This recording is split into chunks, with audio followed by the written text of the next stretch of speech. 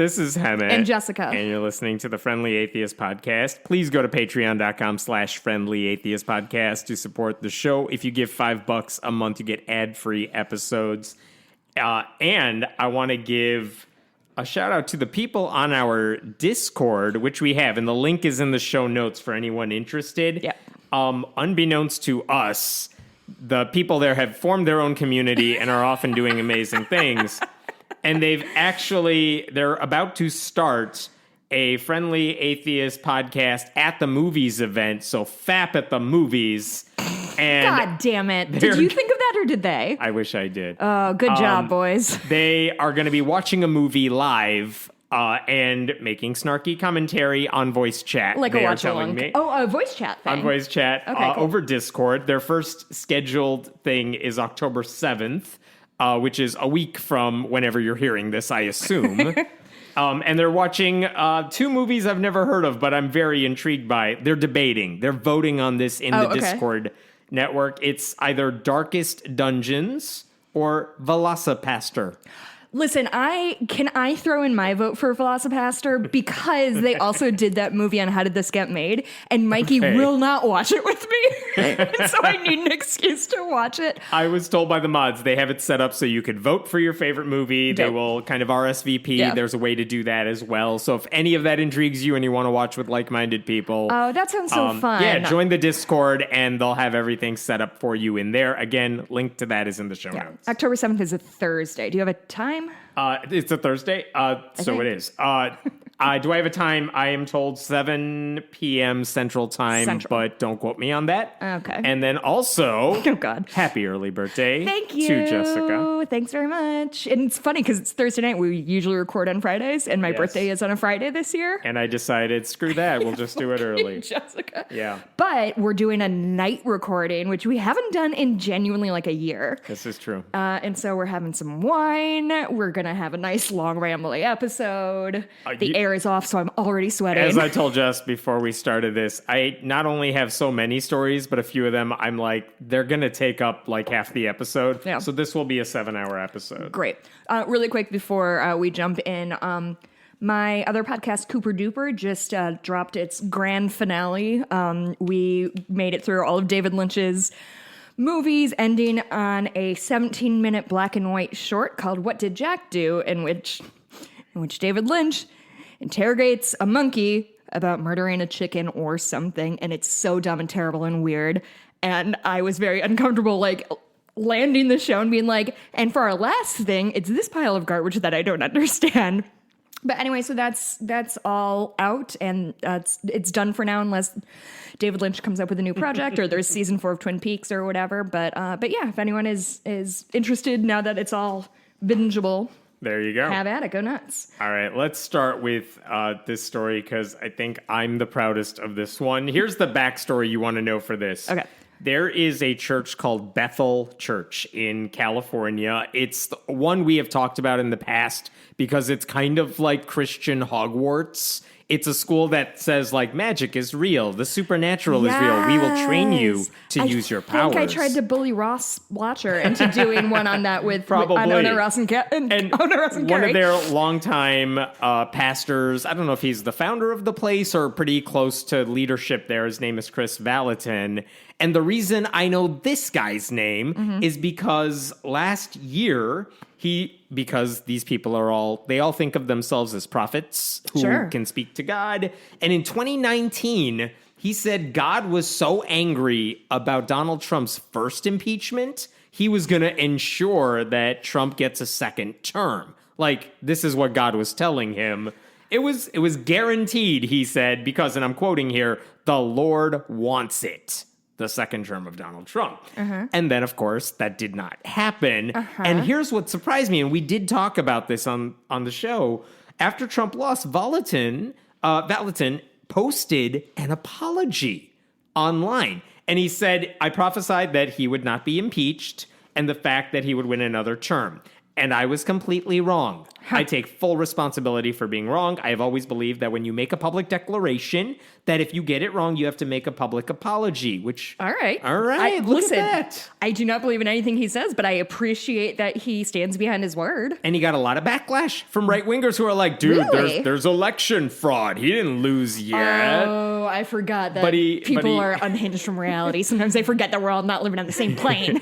But, he stuck to his guns and said apologizing was the right thing to do. Good. I'm kidding. He totally deleted his apology and said, well, I guess there's questions out there. And then he just pretended like nothing ever happened. It's really sad how often you catch me with the, and then he did the right thing. Just kidding, didn't. It's my favorite thing. It genuinely gets me almost every time. I'm doing it about Very embarrassing. I'm doing it like 4 times this episode. Okay.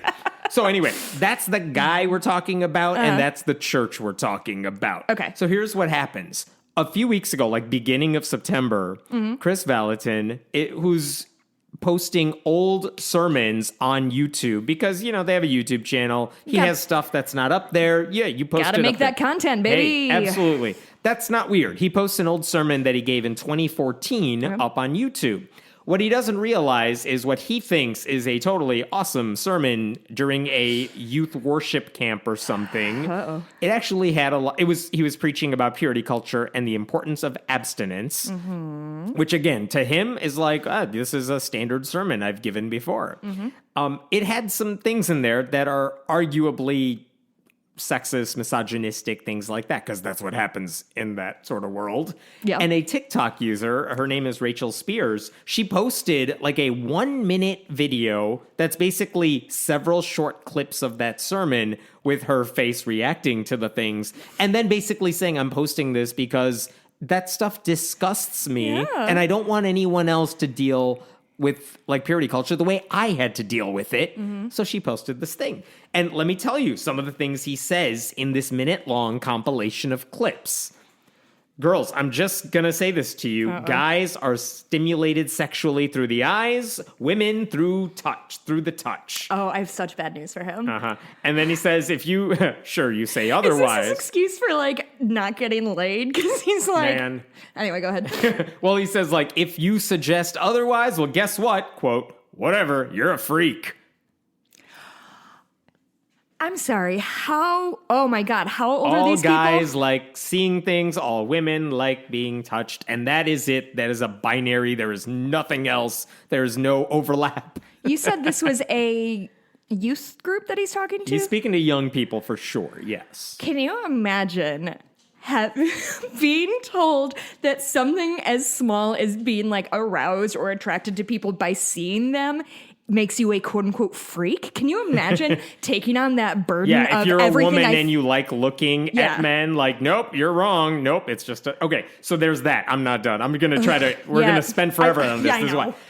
Another thing he said, only to women, by the way. Sure. If it's not for sale, girls, don't advertise. Fuck you. If you fish with shark bait, you're going to catch sharks. That's nothing. He also said to mostly, I assume, curvy women, remember, to those who are flaunting it in his mind, remember, there's always someone with a better body than yours. Then... Wait, what? He was apparently giving... part of his sermon was a story about how he was ministering to people as part of some, like, juvenile detention, like... I'm assuming, like, juvie jail or something. He was talking to them, and... he's saying he told them about the importance of abstinence, and a couple of these really tough kids are like, no one's ever told me I had to value that. Thank you for sharing that. He spends all of his time telling this story. Well, here's what he says to them after relaying that message. He's talking about one of the girls that he was speaking to at that thing, and he says, this girl sitting in the front row, my most promiscuous girl there, who was just letting everybody grab her on the basketball court. And then... letting everybody grab her on the basketball court? That's what he said. Go on. And then the last thing that was in the TikTok video that this girl highlighted was, I've seen thousands of people's virginity restored. I have hundreds of emails about girls' hymens being restored. What the fuck is he talking about? So this is a selection of clips this girl puts together. And guess what? That TikTok video goes pretty damn viral because everyone's like, what the hell is this guy doing? And by the way, the girl who posted it, she's Christian herself. She said, I want to quote this because I love it. She said, I'm posting this because too many Christian women are, quote, being fed this horse shit. Whoa. And she didn't want them going through that. Okay, so within a couple of days of that TikTok video going up, and it's going viral, and people are seeing it, and they're commenting, and they all know who this guy is. Guess what Vallotton does? Takes down the sermon from YouTube, which, I mean, in his defense, he has one trick and he does it well. Yes. And then I think on Instagram or something, but he posts a statement that says this. Someone who I do not know created a short 57-second video using select sound bites from that teaching and posted the clip on social media. Understandably, anyone who saw that short video would be confused as the full context was completely missing. My team took down the original video from YouTube so that we could review it. Phew. Which, if your goal is like, she took it out of context, well, leave up your video. Let us see the context for ourselves, right? Honestly, that's the thing. Honestly, like, there are so many things that the right wing uses, in general, people use when they get caught on things. I guess it's everybody. I shouldn't say only conservatives get caught fucking up, but also I feel like we notice them a lot more. It's always context. Oh, it was missing context. You're missing and like they use that as a shield. It's the way like fake news used to be of like it's missing context. Like, sir, I just watched an hour sermon. Right. What more context must I have? Do I need to read your autobiography first? And he said he's reviewing it with his team, right? Oh, and so they never posted it back up. But what he did post on YouTube was like an hour. I'm sorry, it was like a hour-long round table with his wife and two other purity culture type advocates where they discuss issues relating to sex and purity and things like that. Were either of the other ones female? Yeah, one of them, wife, yes, and one of the other advocates, yes. But basically they're sharing like all the same things he said in that sermon, but with basically nicer language, softer language. But here's the thing. He still says, they took it out of context. It's not fair. Let us share with you the context in which it was intended. Yeah. But where's the video? I want to see the video. And the thing is, the video's not on YouTube because he took it down. There were no copies of it on YouTube. I spent all day. You did not. Looking for this damn video. Yeah? Yeah, I found it. Did you? Oh, I found the whole damn thing. Where? How do you I do have this? secrets. You do have secrets. I have secrets, and I found it. And so now, imagine me finally with my copy, and I'm like, all right, I know he's Was it like the Wayback Machine? Is that what you used? No. Oh, no. Is that like amateur bullshit? That's amateur bullshit. So I get this video. So it's 35-minute sermon. And I'm like, all right, man, I'm going to have to watch this thing and take clips from minutes 3, 7, 12, whatever. Right. No, the first 30 minutes is him telling the story about how he told this youth juvie people about why abstinence matters and they're worth something. All of the clips that we just talked, all of the things he said happened in the span of he finished the story. And now let me just summarize for all of you kind of what I'm trying to say. It was a 3-minute unedited clip from which all of that stuff was taken, followed by a short prayer. 3 minutes. Funny. Everything he said was in 3 minutes. And I did post links to that. You could see them in the show notes too. But here's the bottom line. Nothing was out of contest. If anything, no, of course not. Which is the whole point. Like, I did all that work. All that for what? For the TikTok video was like 90% of the entire thing that he was trying to get across. So it's almost like it wasn't that he was ashamed of what he said. He was ashamed of getting caught saying what he said. And realizing, maybe not yet, but like he didn't realize that any of that stuff was problematic. And of course we know why, because people like him, the pro-abstinence, purity culture people, have been giving this type of talk forever. We've talked about this before. Sometimes you'll hear about a Christian group that somehow inadvertently gets invited to a health class to give sex ed classes. Oh, sure. And they're like, kids, I need one of you to chew this gum. Oh, and that's the metaphor. Or spit in the cup or something like that. And it's like, of course, if we hear that now, a lot of younger people are kind of aware of those stories. And they're like, what the hell are you doing? But if you're not in those like areas, you might think, yes, this is a perfect metaphor. Hey, kids, this is a rose. Let us remove its petals one by one.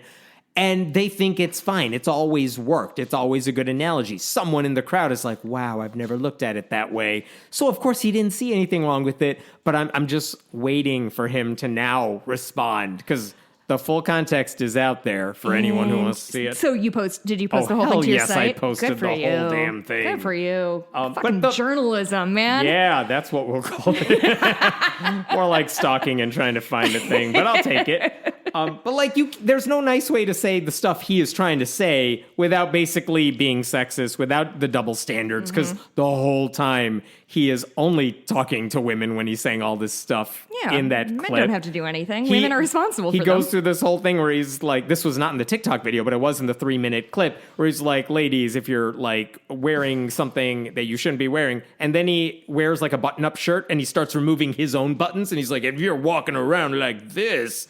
And of course, the crowd is laughing. Like trying to be sexy? Yes. Like purposely like, look, I have boobs. Let me walk around with my shirt down or something. And it's like... I do say that a lot because I do have boobs and walk around. How dare you? I know. I'm so lewd. But yeah, he hasn't learned a thing since 2014 is my takeaway from all this. I mean, that's the problem with like Christian culture is it doesn't really value expanding your worldview. So you're going to say the same shit in 2014 as you believe in 2021. Lord knows. God, I wrote for the Friendly Atheist almost 10 years ago, and I bet if I went back through that, I said a lot of cringy garbage. Oh, yeah. No, I cringe at things I wrote yesterday. Yeah. But yes, I would hope that I learn from it, even if I don't necessarily go back and say, I shouldn't have written that, which I'm always thinking. Always. But I would hope people notice, like, okay, you said this stupid thing way back when, but I've seen what you've said since then, and I'm like, I hope people notice before they like call me out for something I wrote in 20 whatever. Yeah, yes. Okay, I'm moving on to a different story, but it's not really a different story. If you wanted sex advice, the last person you would want to ask is Hemant Mehta. No, I know everything. Is John Piper. John Piper is one of those like everything. That's so Larry. fucking funny. John Piper gets mocked online because he looks like a carbon copy of Larry David. Is that pulled up? I do have a picture pulled up if you want to see. He looks just like Larry David. He is as old as Larry David. Oh my God, he looks just I like know. And so, like, again, I'm not judging. I'm saying, why would you ask a Christian fundamentalist, like, preacher any of this stuff? Okay. But okay, I get that if you trust the guy and you like his sermons, you might ask him for advice because you like his advice. Here's the question that he got during his, like, call-in show where he does advice and stuff. Here is the question. That someone, I think one of his co-hosts read to him. My husband likes to use role-playing in the bedroom and various levels of bondage and dominance. He wants me to say things like, I am your slave. He wants me to wear certain collars around my neck. To the far extreme, he likes to fantasize that he's assaulting me, said one unnamed listener. But he's a very nice person outside the bedroom. Here's the question. He only asks if he could play out the fantasy in bed. What should I do? So her question boils down to, can we role play? Okay. In the bedroom. Is that what she's asking? Yes. Or is she trying to say, I don't like it? No. Because that's not what I heard. She didn't say that. Okay. She said, my husband wants to role play, but am I allowed to do that? I think that's the question she's asking this preacher who she trusts. But isn't like a good Christian wife supposed to do whatever her husband wants? That is a fair point. Right? Okay, go ahead. Yeah. The person who was asking John Piper these questions on behalf of other listeners, he actually was like, I have 3 questions for you all about the same thing. And another person in the same batch said, basically, a counselor told us role-playing was okay, and I'm quoting here, it was okay in the marriage bed with mutual consent. Right. Which makes sense, yeah. Sounds. But again, they're asking like, hey, John Piper, what do you think about that? Because that was like a secular counselor, so should we trust that? Here's his response to all this. He's not a fan. This is what he said. Okay. Fantasized sin is sin, no matter how many people agreed on it. Which part is the sin? Play acted sin is sin. And then he's quoting Jesus or something as if this is the thing Jesus talked about. He also said, if you need ever more kinky sex, which is a weird thing to hear this guy say. That is an uncomfortable phrase. If you need ever more kinky sex, ever more bizarre, unconventional sexual acts at the expense of your spouse's enjoyment, which was not in the question. That wasn't in the question, but... You are elevating your appetite above his or her delights. That is not the way of Christ. What was it? Evermore what? Evermore kinky sex. Okay.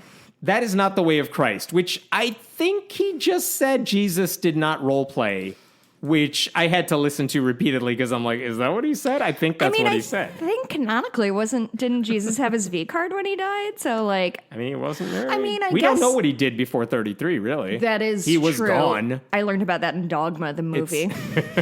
Where I learned most Christian the Magi mythology. Come to visit, ... etc., etc. Stuff. Then he makes 12 new friends or something. There's nothing happening there, so who knows what's going on? Hung around with a known sex worker a ton, and I'm sure they didn't get up to anything. John Piper went on to say, if you mutually agree to play act a rape, it is sin. If you mutually agree to pretend you are having sex in Times Square with 1,000 people watching, it is sin. Which is a very specific example. So specific. If you mutually agree to Times pretend Square, that's so tacky. that you are two strangers who happened upon each other in the woods and have sex, you are sinning. The woods? I'm going to write some of these down. The thing that is amazing here, is he's discouraging, everyone. But also giving them some really good ideas. He's telling even married couples... Christian married, you were abstinent until you were married, and now you can have each other forever. That's what God wants. But if you dare to fantasize, even in that context, no. I wonder what he thinks about actors. Right? the joke people make about abstinence-only sex education anyway is not even a joke, but you haven't experienced anything, right. So how good can it be and how long will it take before you figure each other out? Right. That's not necessarily fun, even if it gets good. But the point he's saying is now you're in marriage, now you could do whatever you want. Let me limit your pleasure within these more. confines. Right. By the way, this is the same guy, Piper, who has said in the past, sex dreams were themselves a sign from God. Don't you dare think about this stuff. Really? He has also said it's a sin to watch adult movies with your spouse in marriage. Nothing. No fantasizing. Wait, is it a sin to watch porn by yourself? Obviously, yes, in his mind. But also, what if, I think the question he got back in the why day can't we watch it together? Yeah, we're married, we're in a relationship. Well, not relationship, we're married. Yeah. Can we watch it now? No. Fantasizing. Bad. Don't get sex advice from people who hate sex. Unless it meets every item on his insane Christian short checklist. Genuinely, Christ. It's weird. Do we want the other sex story? Yeah, let's keep this sex train rolling. All right. Evermore Kinky Sex is a new band of mine that I have it written down. There you go. Or a new cross stitch, unclear. Those might have been the two sex stories. But let's move to spanking. Hey, it's similar, but if I cross-stitched Evermore Kinky Sex, do you think your wife would let you hang it in your bedroom? Listen, new Patreon goal. You got to make sure it's signed John Piper. Oh, sure. Of course. And you should cross-stitch his face on it, too. Do not make me do that. No, His Larry David weird face. Yes. All right, I'm talking about spanking, because this pissed me off so much. Okay. There's spanking in a sexual way or in a child way? Had they talked about it in a sexual way, we'd be having a different conversation. Yes. But no. Here's what's happening. There's a guy, Pastor Roger Jimenez. He runs one of those small, new, independent, fundamentalist Baptist churches. His is Verity Baptist Church in Sacramento, California. Basically, we've talked about this guy in the past because after the Pulse nightclub massacre years ago, where almost 50 LGBTQ people died or were killed, he said to his congregation, the real tragedy was that more of them didn't die. I remember this gentleman. He's also called for the government to execute people. Just a real regular, chill, kind, nice guy who people should listen to. Yeah. And so I follow this guy like I follow all these people. And so one of the things that he's been doing lately is he's really trying to ramp up his YouTube presence. Sure. With higher quality video, different types of material, not just sermons, but other stuff. He wrote a kid's book, all this sort of stuff. It's honestly, it's boring. It's not even Christian bad. Yeah. It's just like, dude, he has a video. He's like, the turtle character of his is going through the United States. Here's the video on like California. The capital is Sacramento.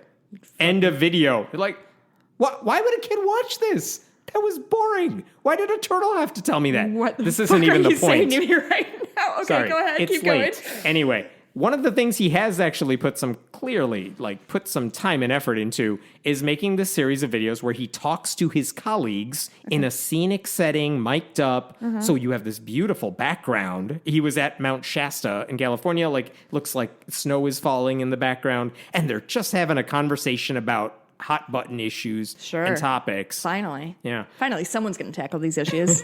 And the thing he was tackling in one of his latest videos was how to discipline your kids. And he was doing this with a deacon at his church, Oliver Gonzalez. And so, again, they're basically talking about spanking. Let me tell you some of the things Jimenez said, because this is what bugged me as I'm watching this. He said, sometimes people hear the word beat and they get the wrong idea. We teach parents at his church that you never want to hit your kids with like a closed fist. You never want to hit them somewhere where it would be inappropriate, like their face. No, God put a section of the body on the children that is an appropriate place to administer spanking. And of course, we are talking about the bottom. There's a lot of nerve endings there. And there's a little extra cushion. From what? How does fat on your ass dissipate pain? They did not talk about that. The goal is to spank children and to have it hurt. The goal is never to injure them. We of course want the spanking to hurt, though. If you're spanking your children and it doesn't hurt, you're not accomplishing anything. Unquote. Yikes. And then Gonzalez chimes in. When you actually spank your kids in a proper way, the response is one of love. And when I spank them, the result is that they learn to obey. And obviously, that's the goal. What we're doing is we're raising adults who will learn to obey their boss at work, learn to obey their pastor in a church, learn to obey their husband at home. Can I tell you a story from my Montana days that I think we will find relevant here? A man I worked with, his name is Luke, who's a really talented horseman, also a very devoted Christian. We didn't see eye to eye a lot, but he was a very good guy. He told me the story about he worked with this man one time who had this like fucking truck full of horses. And as soon as he opened the door of the whatever trailer that they were supposed to be in, all the horses just ran to it and jumped in as fast as they could. Yeah. And Luke had said to this man, like, how do you train your horses to do that? And the man said, horses will do just about anything if you beat the shit out of them enough. Oh. So I think the parallels here are, even if your kid is more well-behaved, maybe this isn't the sort of way you want to go about it. Right. Like, I work with a horse who is probably 1,500 pounds. He's gigantic. His feet are genuinely probably like this bit, like the size of a dinner plate. Mm-hmm. He's a goober, and he's always up in my space, and he can be really dangerous because he just sort of like is whatever. I don't even hit him, and he's a big fucking horse who could kill me. Like, how hard is it to say, like, hitting things is... And here's the thing that I am confused most about. I get the people who are like, well, I was spanked as a kid, and I don't think it did any, like, long-term damage to me. I also don't think I learned any lessons from it or changed my behavior. But, like, the people who, when somebody says, like, hey, maybe you shouldn't, like, physically strike your kid, and they get mad, like, it's my fucking right to hit my child. Like, that's the thing that kind of blows my mind of, like, I get saying, like, listen, this is how I was raised. I think it was effective, whatever.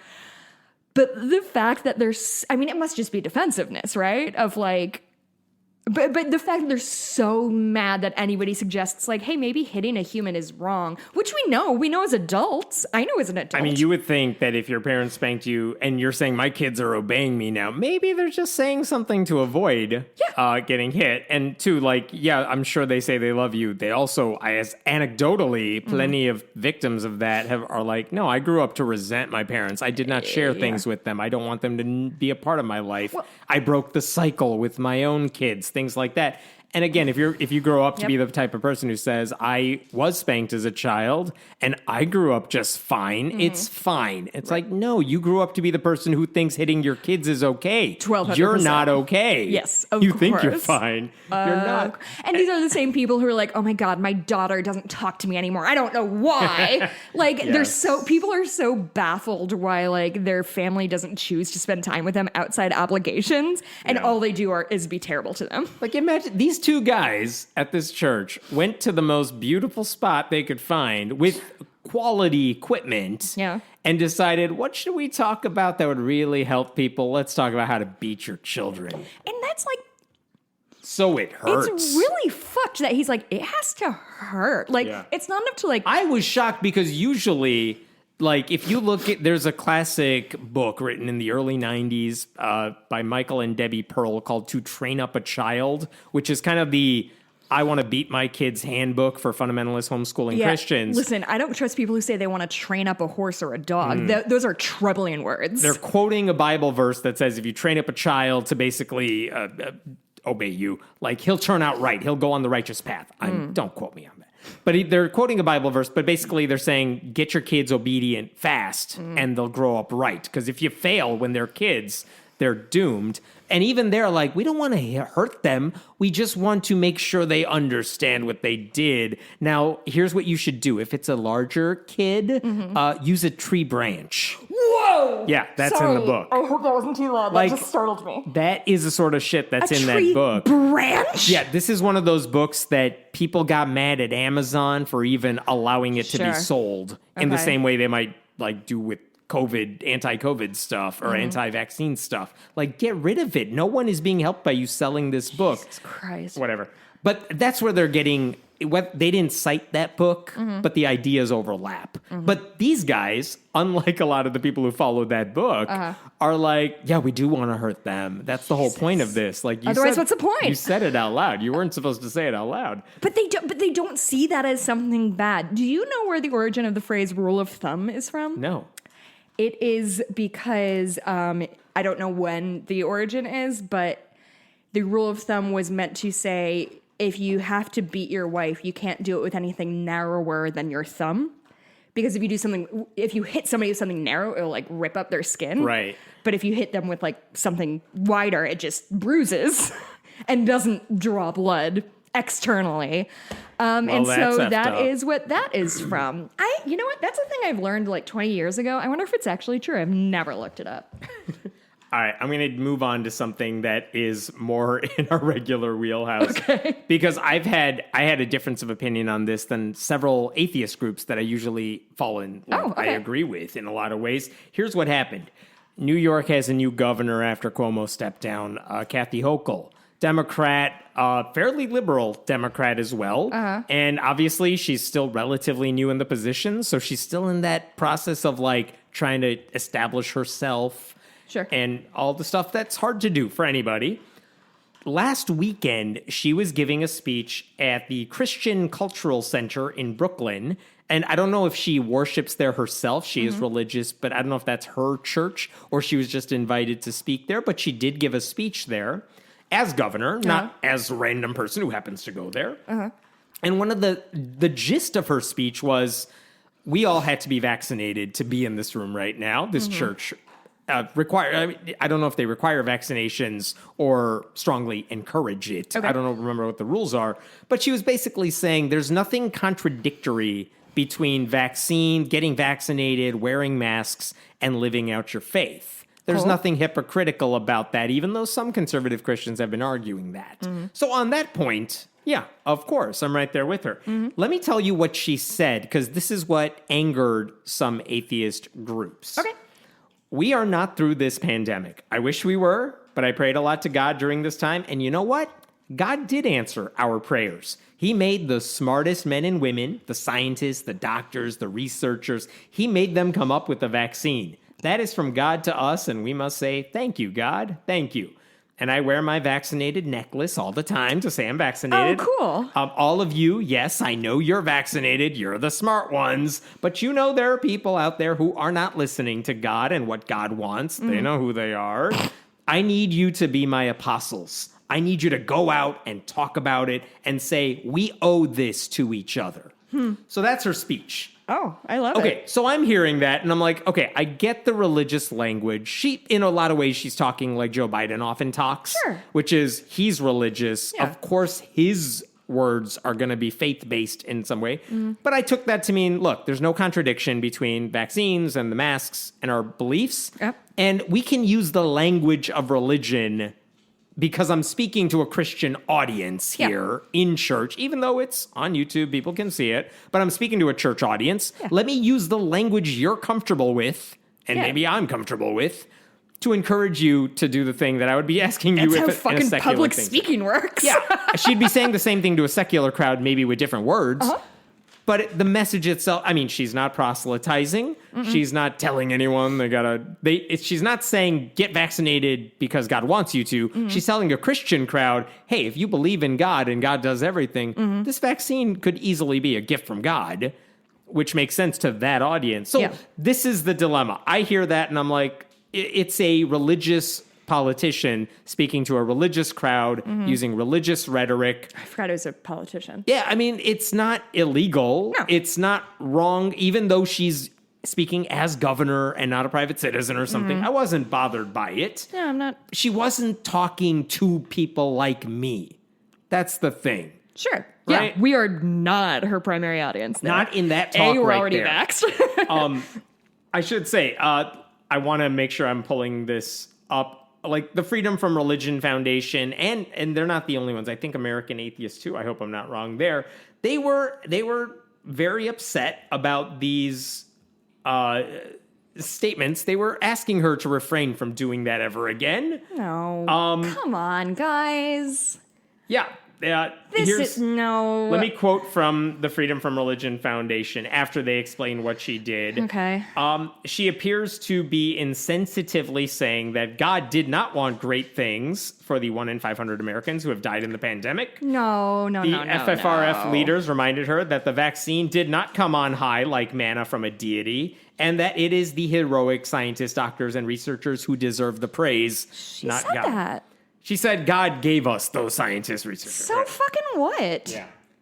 I'm just putting it out there. I agree. I don't think it's a big Jesus. deal. This is why everybody hates us, Hemant. Honestly, like, genuinely, all of my anti-white male bullshit does less damage than this kind of bullshit. Because let me tell you why. This is the time that the country, that people are aware of atheist groups, is when they pull this sort of shit. Like when the 9/11 memorial happened and atheists were like, you can't put up those crossbars for whatever. Like, come the fuck on, guys. Like, what are we doing? What is our goal? I would make here? a different argument on the crossbar thing, but here's the last sentence of FFRF's Hochul thing. Hochul needs to stand up as much for the separation of religion and government as she is standing up for vaccinations. And again, I'm hearing her speech. I saw no contradiction there. You guys. I would be with them because I've heard Republicans do it. I'm not giving her a pass because she's a Democrat. No. I'm saying I'm listening to her speech that didn't strike me as proselytizing or preachy. It's a Christian politician speaking to a Christian audience using their language. Yeah. That is rhetoric. That is strategy. That is not, that doesn't bother me. Well, and it's not like fucking illegal to believe that God sent intelligence to doctors or whatever she believes. Yeah. Like, it's not. This is such a nothing burger. You guys, we have to be better. We absolutely have to be better about this. We need to pick our battles. And I love FFRF. I think they're wrong. No, yeah, I understand. I am like torpedoing my chances of being a part of FFRF as I speak right now, but it's just, this isn't a good use of our time or our money or our, I should frankly, say, they're not filing a lawsuit. They sent a letter just saying, hey, but don't we do that. as atheists have frankly very little like social cachet to cash in. And this ain't it, fam. Like, this is stupid and dumb. I'm sorry. Speaking of which, okay, you're going to love this. Steven Pinker, the guy with the hair from Harvard who writes books. Steven Pinker. God, the hair? Yeah. Oh, look it up. So his written books, some of them get a ton of praise. They're these big, long works. The Better Angels of Our Nature, things like that. What else has he done? The Blank Slate. Oh, he does have great hair. I've Right? never seen. He kind of looks like a male Carole King. Mikey, look at Yes, this. there you go. Does he look like a male Carole King? Okay, you're going to love this. Okay. He's coming out with a new book called Rationality. Is that the name of the book? Rationality. What it is, why it seems scarce, why it matters. He just rolls out these books every couple of years, but really his whole thing is social justice is weird and Black Lives Matter goes too far and critical race theories. He's one of those guys. Yes. I did not know that. I remember like it's the people same as all the rest of those intellectual dark web types. I feel like Better Angels of Our Nature was like a big hit, wasn't it? It was a big hit. Was it a good book? Not really. Oh, did you read it? Enough of it. I did read about half of it. Then I'm like, I can't deal with this anymore. Yeah. Like, anyway. A book review finds a terminal paradox at the heart of his argument. Don't go there. I didn't. I'm sorry. I'm not talking about the paradox. I just wanted to see his hair. I'm not talking about the paradox. I just want to read you one sentence from the book because it's the greatest sentence. It's the greatest sentence ever written.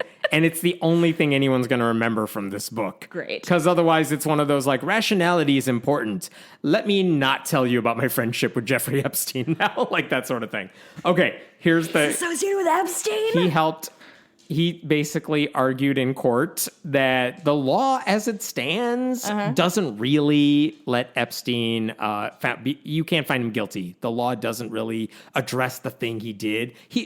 So in a loose sort of way. So I'm sorry, he's like Jeffrey Epstein is fine because of a technicality? Yes. Cool guy. But he's like, but we should weren't read more of friends, his you shit. guys. Yeah, let me tell you about being rational. We were friends. I just was on his plane sometimes. What's the big deal? That's not even why I'm getting into this. Okay, I'm going to read you the sentence. He's basically arguing that, like, rationality is important. We should be rational. Unfortunately, the idea of rationality is uncool, and we got to overcome that. I'm very cool. Well, here's the sentence. Though I cannot argue that reason is dope, fat, chill, No. fly, No. sick, or da bomb... And strictly speaking, I cannot even justify or rationalize reason. I will defend the message on the mosaic. We ought to follow reason. That was a real sentence. Embarrassed for him. I know. He's not saying that ironically in any way. No, that is a real sentence. I am flop sweating. Genuinely, that made me uncomfortable. You have to assume many, many editors saw. And we're like, yeah, this is how kids talk. This is a line My from... great-grandson says this all the time. This is a little paragraph from what they wrote on Slate. There is a lesson here. Well, there are two. The first lesson is just no. The second is about what happens to you when you go from being an actual public intellectual, a smart scholarly person who writes books and speaks in public about complicated subjects, to a modern public intellectual who is someone who does paid speeches and panel appearances for business-oriented upper middle and upper class audiences. But that's the job I want. I know. Anyway, wow. That's the greatest sentence ever. That is so embarrassing. Isn't it? Oh, I love it. My sweet baby Jesus. I swear every review of this book, which again, big author, big publisher, big rollout, every review of the book is, you guys, you got to read this sentence. The sentence, though.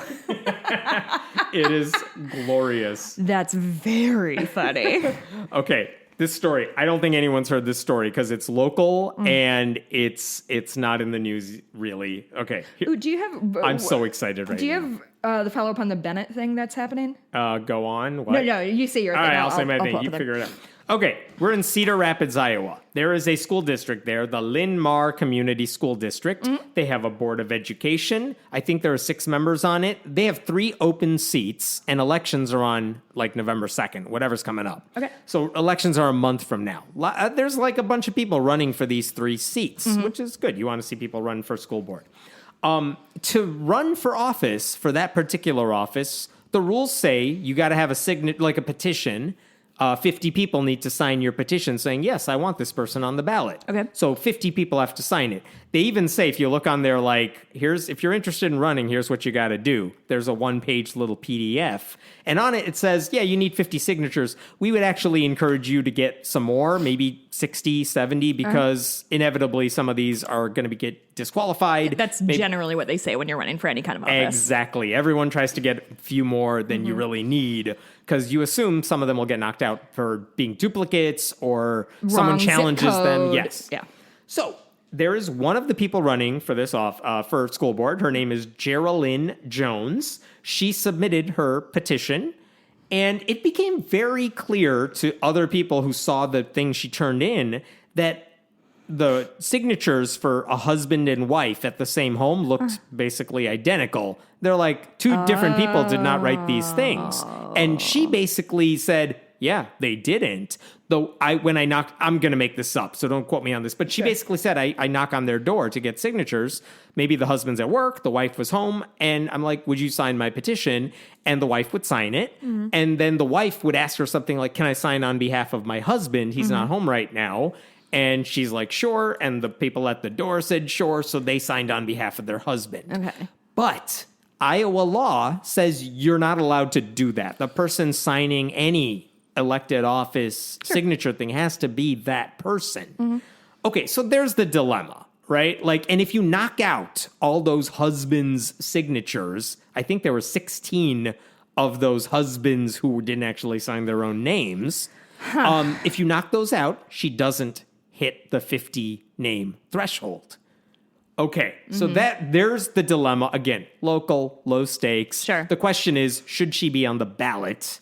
Because this is what some of her competitors were saying. Like, well, she didn't hit the rules. Why should she be allowed? Yeah. At the same time, people are like, come on. Yeah. Like, she even went to these people, got them to sign, like, signed affidavits with the husbands there saying, like, I would have signed this thing. I'm fine with my wife doing it for me. Yeah. But she's also, by doing that, she's admitting, yeah, I totally broke the rules, like, by letting the... Okay. Yeah. But you get my point. She Sure, did sure. break the rules. She admits she did it, but she's like, come on. And everyone who's on her side on this are like, okay, fine, we get it. But, like, seriously, Yeah. who cares? Yeah. So the school board, the current school board said we'll form a little subcommittee to just decide how to handle this. And they asked her, hey, come in to speak to us about this. Why am I telling you all this? Wondering that. Because when they asked her, why would you do this? She argued, everything I did was fine. Everything I did aligns with the law, which it does not. But she said, it also aligns with the Bible. Because the Bible, it says, when husband and wife get married, the husband and wife become one flesh. Therefore, one vote from the wife counts as two, really? Honestly, I am more impressed by this argument because I thought the argument when you first said the signatures were the same, the husband and wife, I was sure the end of this story was going to be, well, I got the husband to sign and the husband legally owns his wife, so she doesn't get her own individual opinion. No, she's like, they're flesh. They're one flesh. One person counts as two. Different flavor of weird. Yeah. And okay, I'll tell you the ending in a second, but in the meantime, she's posted on Facebook, I have been dragged through the mud. Oh my God. Democrats play dirty. Oh. They're actively Blame seeking Democrats. to smear and discredit a strong conservative Republican woman. Excuse me. Do you have to put your party affiliation down when you're running for school board? Because I do not think you do. Or as it turns out, the person who's like, hey, school board, what the hell are you allowing here? Because she broke the rules. It turns out, coincidentally, that the person who said that, who is also running for a seat on the school board, also happens to be a local Democratic Party chair. Well, which is coincidental, but also she's like, this is a partisan witch hunt against me. Yeah, this is what the Democrats are doing with our time. I should say, the school board, which is like, why are you bothering us with all this? Like, okay, they finally decided, look, we think it's just not a big deal to us. Yeah. So fine, we'll keep you on the ballot. But whatever. The fear here is it's setting a precedent that says, if you don't like the rules, screw them. which is, I don't like it. Yeah. But they took your approach to most of the story, which doesn't seem like a big deal. Yeah. The Bible argument's silly, but we're not doing this because of that. Yeah. Anyway, I was totally amused by the Bible argument. That's because I'd really never heard it funny. before. One legal fresh. Wait, I have the Bennett thing pulled up. Oh, please. Okay, so last week we talked about, so Bennett Academy is in Lisle, which is very close to where Hammond and I live. I certainly know people who went there. The girl who bullied me when I was a kid went there, so I don't have good feelings about it. So we talked about it last week because they had, it's a Catholic academy. They had hired a lacrosse coach for the girls' team. And when this woman signed her paperwork, she put down her emergency contact or next kin or whatever and put her, I think her wife, right? Yes. Yeah, her wife. So Bennett fired her. There's a huge uproar. Bennett brought her back on. Right. Supposedly a lot of donors were like, we're going to pull our money. So I assume. Yeah. Oh boy. So yeah, they were said, getting we're some gonna bad fucking rap. Last week we found out, they rehired her. And she seemed fine with that. Like, she's just going along with it. And it seemed to calm the storm. So we thought it was settled. Yes. Apparently, there is a school chancellor. I don't know what a chancellor is or does. But it's Abbot Austin Murphy of Precipius Abbey. Precipius? What is Procopius? Precipius? I have no idea what we're saying anymore. But what does this dude do? He had some shit to say, and he said, quote, he was deeply troubled by the school's decision, which calls into question its adherence to the doctrines of the Catholic faith. So the question is, are they going to reverse course now? Mm-hmm. I don't know. I don't think they've done anything different yet. This dropped on Tuesday, and nothing has come of it yet. Murphy said that the hiring decision raises questions of whether the public lives of Catholic school employees should follow the church's moral teaching. And again, the discussion we had about her is that she's kind of outside the idea that all the people who work at a Catholic school have to follow Catholic doctrine. Right. Because she's not in charge of teaching Catholicism. Right. And that was like a court case that someone else won in another state. Mm-hmm. And that's why I think Bennett Academy basically said, yeah, fine, we can keep you here. And it's not violating there's no hypocrisy. Technically, it's fine. Yeah. So a couple more quotes from Murphy. In turn, I want to let everyone know that I am taking this matter to prayer and discerning how to proceed. Disagreements about the morality of homosexual acts should not be construed as hate. If we give into the voices that say disagreement equals hate, then we allow civil discourse to perish. Yeah, disagreement. That's what this is about. These fucking monsters. Can you imagine? You want civil rights? I don't want civil rights. Why can't we agree to disagree? I simply cannot. I don't know who that guy is. I don't know how much power he has, but you tell me if they actually reverse course. I'll keep an eye on it. All right, something happened this morning. The Supreme Court decided they were taking up another case involving religion, which is never good news with this court. Here's what's going on. This case involves a Christian flag, which is like a white flag, but in the corner where the stars would be on the U.S. flag. It's like a blue square with a red cross inside. That's a Christian flag that some people use. Here's the story behind this flag. Several years ago in Boston, a guy named Harold Shurtleff, he's the director and co-founder of something called Camp Constitution, which is a nonprofit group that's basically promoting Christian nationalism everywhere, which he's allowed to do. In 2017, he applied for a permit to raise the Christian flag outside Boston's City Hall Plaza. And Boston, he said, I want to commemorate Constitution Day and Citizenship Day. And the city, with the traditional symbol of a cross. Right. And the city of Boston said, no, you were not putting up your Christian flag. And he's like, how dare you discriminate against me? And they're like, well, we don't allow other religious flags or an atheist flag or whatever. There's no discrimination here. And he came back with, well, you allow the flag of Portugal to go up when you had an ambassador or someone visiting. And the flag of Portugal includes something that's shaped like a cross. Oh, Christ, on a fucking cross. That was his argument. And the city was like, and he's like, you have the flag of Boston, which has a Latin phrase that translates to God be with us as he was with our fathers. He's like, see, you allow religious stuff. You just don't like me and my stuff. The intellectual dishonesty will never stop making me mad. I don't think it ever will. They basically said, look, there's an argument to be made for the country's flags. That is a secular argument for putting up the country's flags. And same with the Boston City flag, whatever. You could make a secular argument for why they were allowing those to go up, but not his explicitly religious flag. So, of course, he files a lawsuit. This is in 2018 saying discrimination. And the district court was basically, it took a couple years before they got a verdict on this thing. But in 2020, the district court said they rejected it. And the judge said at the time, the city did not alter its procedures for review of flag applications just because you wanted this Christian flag up there. What they decided to do was consistent with their practice and policy. Okay. So this wasn't discrimination. They treated you like they treat everyone else. They followed their rules. And you didn't qualify. There's nothing weird about that. And he took that well? He took it very well. So he appealed the decision.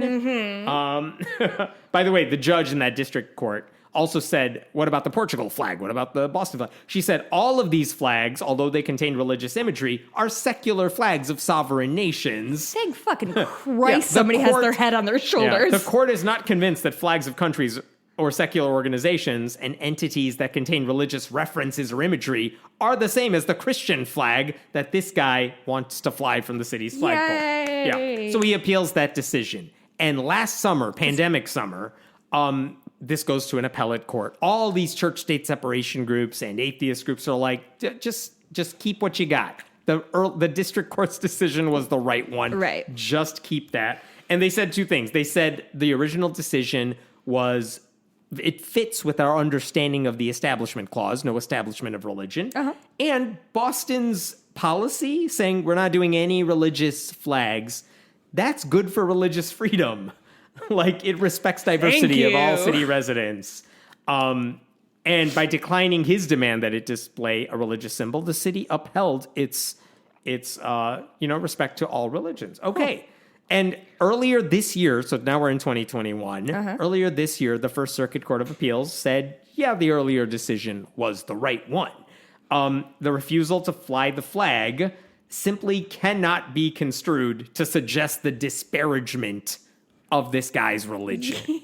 Which, of course, it feels so rare that you read me a court ruling and I don't want to cry afterward. I know, right? So that was written, by the way, by a Reagan appointee judge. Oh. And the two other Clinton appointees who were on the bench were like, yeah, what he said. Cool. So unanimous decision. The earlier decision was right. Everyone who has looked at this case is like, everything's fine. Boston's decision was fine. Who is this guy?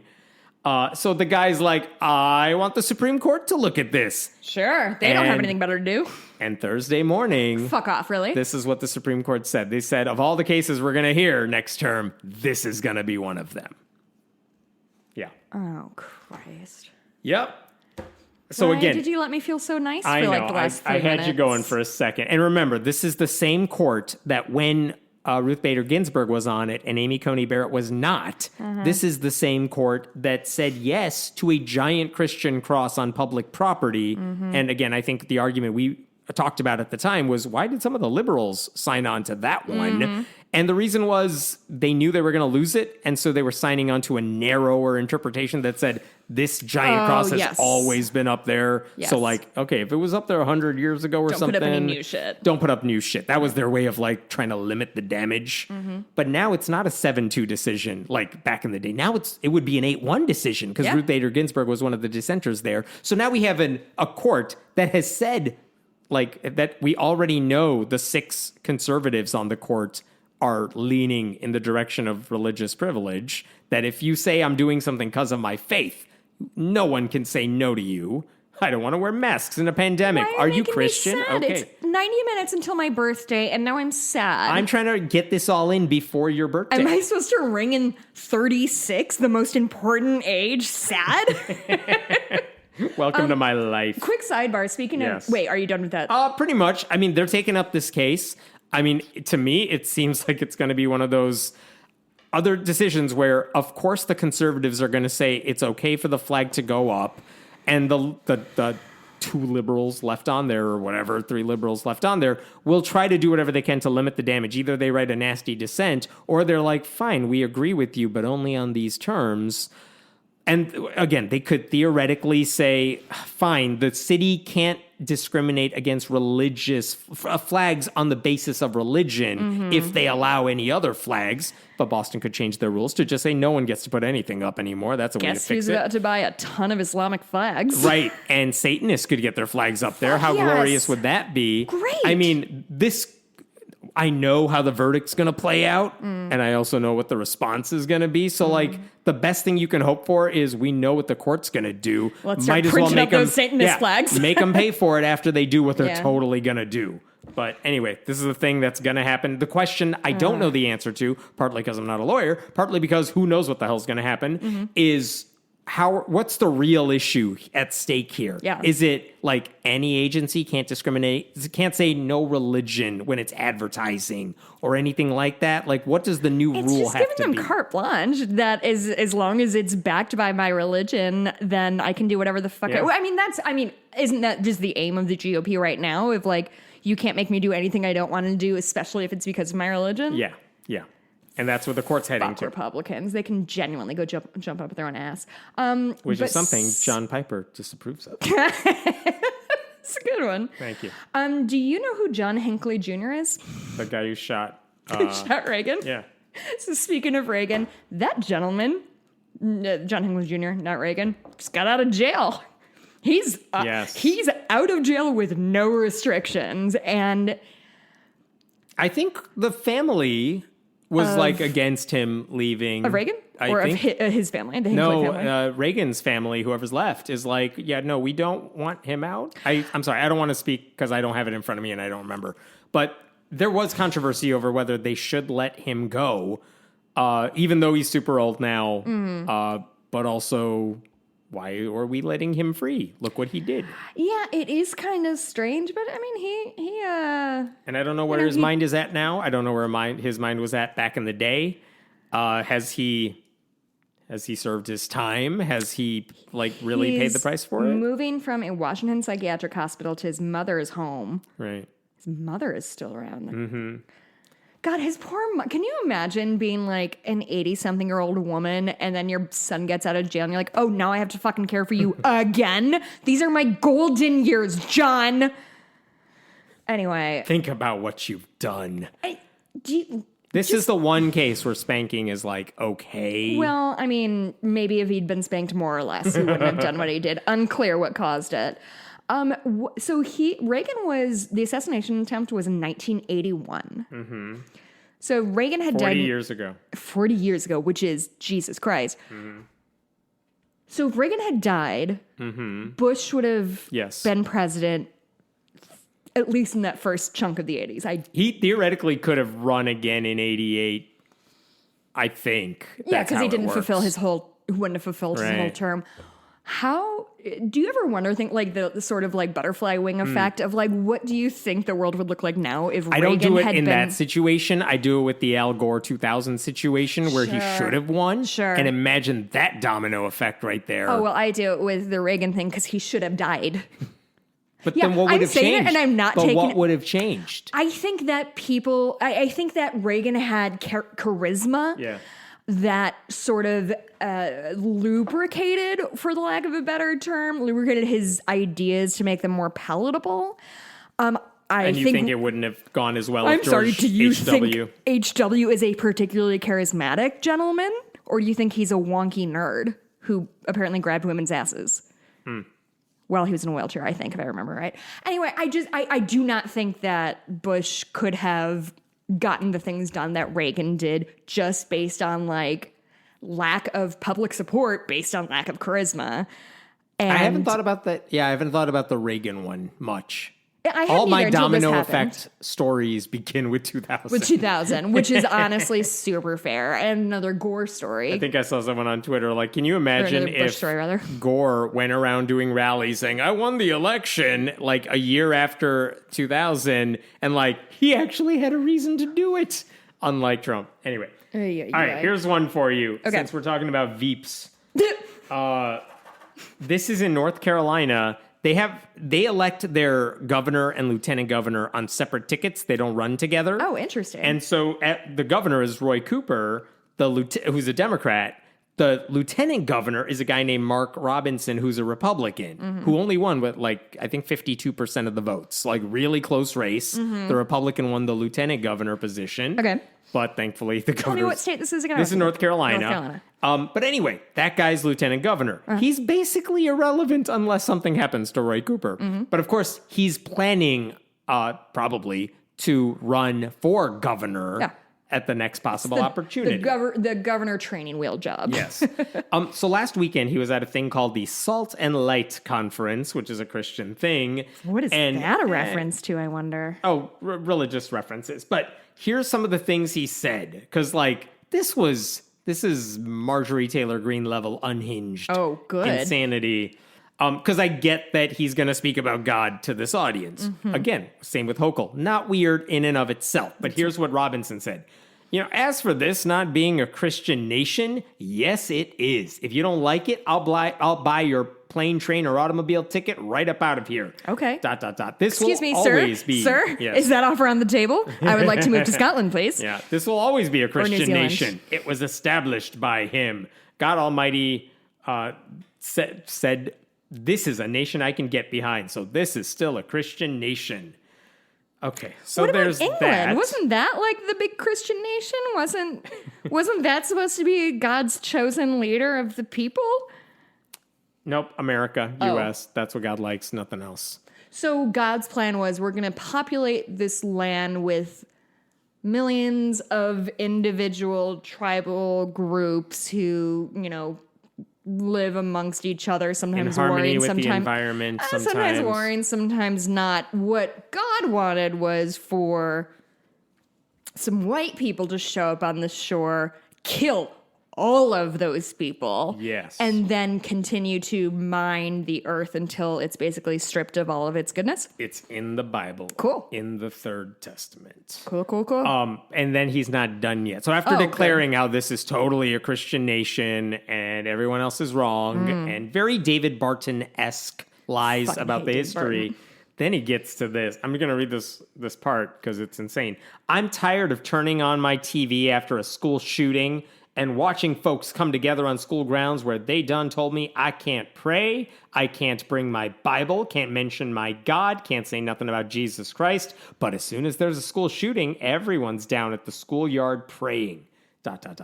If you had let God come in that building before that shooting, if you had told those students Jesus Christ is the way and the light and only through him can you receive salvation, there wouldn't have been no school shooting. You done kicked God out of your school. Children don't know whether they men or women. They're murdering each other with impunity. Had to squeeze in the transphobia. The transphobia really came out of nowhere, huh? Yeah. But yes, if you inserted God in school forcibly, then school shootings would not happen. I know we've done this one before. Of course we have. But again, we can do of course God, you can bring your fucking Bible to your school, you God idiot. is not out of school. You can pray in school. You can have a Bible club meeting at school. It's fine. No one's stopping you. Meet me at the flagpole, brah. You cannot force your prayer on everybody. That's the rule. That's the thing. And of course, they never seem to get that ever because they're not in a job that requires them to be honest. They're speaking to Christians who are not going to call them out on this. How often do you just feel exhausted by this stuff? It's every day, but also it's what I do, so I don't get to just be like, come on. Yeah. It's like, all right, here's this story again. I remember when I was writing for you, I would be like, hey, I'm taking this week off, which you didn't care about. You paid me per article or however it worked. It didn't matter. But I was just like, I actually just fucking can't with this right now. I am so sad. This guy's the lieutenant governor of North Carolina. He's not a random guy running to be lieutenant governor of North Carolina. He's there. He's a heartbeat away from the governorship. It's happening. Like, this guy won the election. What are people doing? All right, I got one more for you. Then I'll be done and you can have your damn birthday. Oh, we have to talk about Squid Game. Oh, yes. Yeah, sure. Let's do that in 2 minutes. No, I'm in only Texas. on episode 3 or 4. Oh, come on. You can't even talk about it then. I can't. Well, okay. it's got closed captioning. I can't do it while I'm cross-stitching him. It's really difficult for me to just sit and focus on a thing for... when I was doing other Yeah, but you have stuff. Whatever, Evan. I don't know. I'm doing my best. I assume the kids fed themselves. I did fully try to commit to watching it before tomorrow, but then you scheduled to tonight, and I was like, fuck it. Yep. Texas this week filed a Texas lawmaker, Glenn Rogers. He's a state rep. He filed a resolution that shocked me because I would have thought this happened a long time ago. The resolution is to make the Bible the official state book. Why is that shocking? Finally. How is this already not the official state book in Texas? State? Texas. Texas. What is the official state book of Texas? They don't have a book. It's Texas. Yeah, that's fair. So his resolution, again, it's not like... Their state book is a PowerPoint slide. It's not a law. It's just a resolution. It's symbolic, but it says, the Bible has filled many roles in the saga of Texas. It serves as a powerful symbol of continuity and state leadership. Back in the day, people recorded life events such as births, marriages, and deaths in the family Bible. It's a prominent element in the rich fabric of our Texas heritage. ... Make the Bible the official state book. Okay, here's the thing. 1, I can't believe this hasn't happened in Texas. Of course. 2, it's a supermajority Republicans in do Texas. whatever they want. They could do whatever they want. But let me give you a couple reasons this might not work. Really? Yeah. 1 is he just said make the Bible the official state book. Which one? Which version do you like, dude? Because we try to do that to them and they do not take that bait. Maybe we should stop ringing that bell. Sometimes they do. Here's the other thing. In other states where they have tried to pass the same resolution, it hasn't worked. And the reason is partly because, you have an official state flower. You have an official state whatever. And it's like, you're elevating, or not elevating, you're putting our Bible on par with with the cardinal? With the cardinal, with the state bird. And they're like, our book is better than that. It's not just some random symbol. So by demoting it to that level, some conservative Christians have been like, no, don't you put us on par with this other stuff. And again, that has been the rationale for why these same bills have failed. Yeah. My favorite version of that, by the way, it's failed in Tennessee, West Virginia, Mississippi, Louisiana. Okay. States overwhelmingly Republican. Yeah. Those states tried to pass similar resolutions, failed in every one of them. I believe in Tennessee, this year, the guy in the state house is like, yeah, I'm going to do this.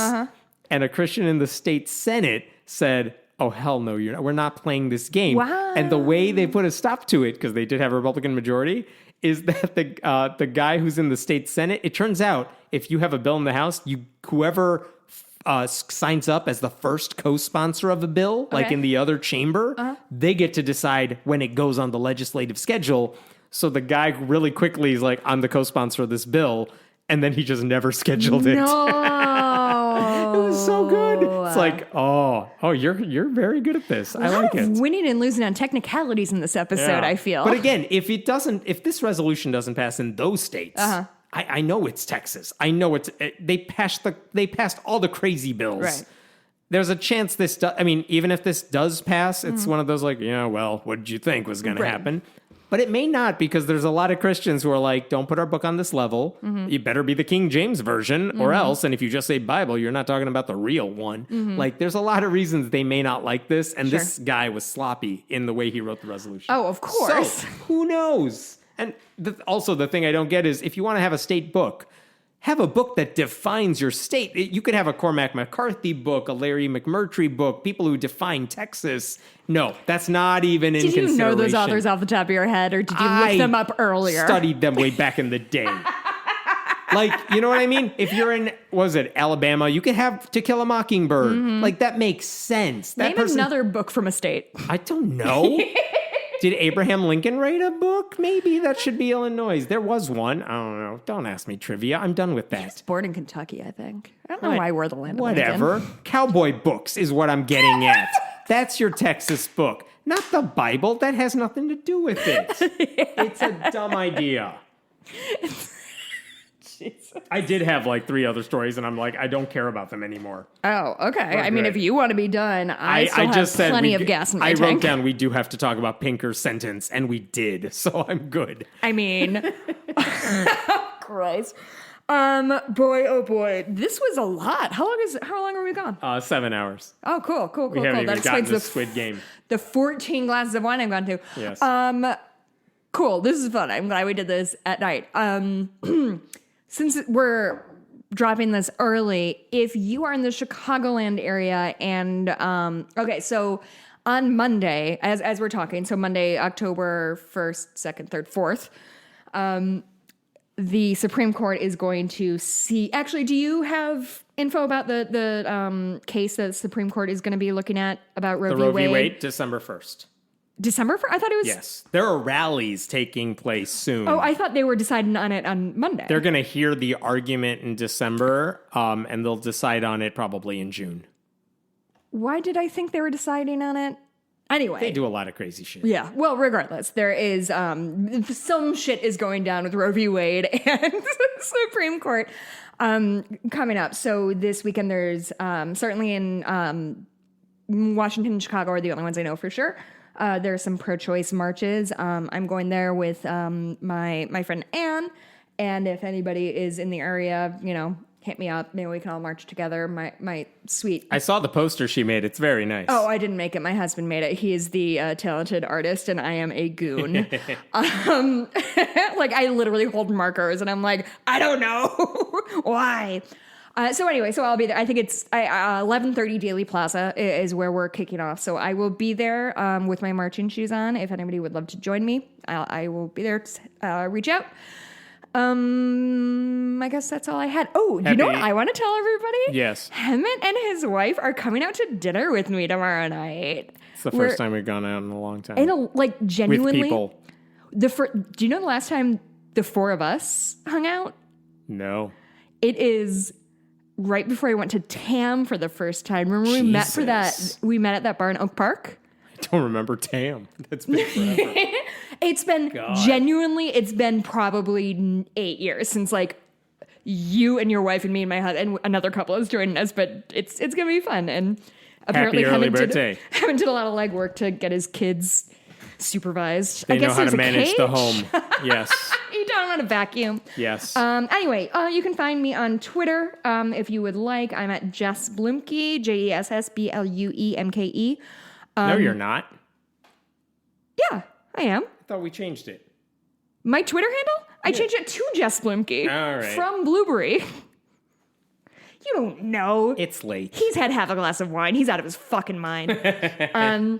My Etsy shop is Bitches Get Stitched Done. I haven't gotten a ton of orders in, so I still have plenty of room if anybody is interested in anything. Cooper Duper is my other podcast. I think that's the end of my list. All right. Go to Patreon. If anyone wants to give me a birthday present, they can donate to Planned Parenthood in my name. There you go. Patreon.com/friendlyatheistpodcast. Go to Discord if you want to watch a movie next week with a bunch of people, other listeners. I'm stoked about that. That's going to be a lot of fun. And yeah, we'll see you next week. All right. Night.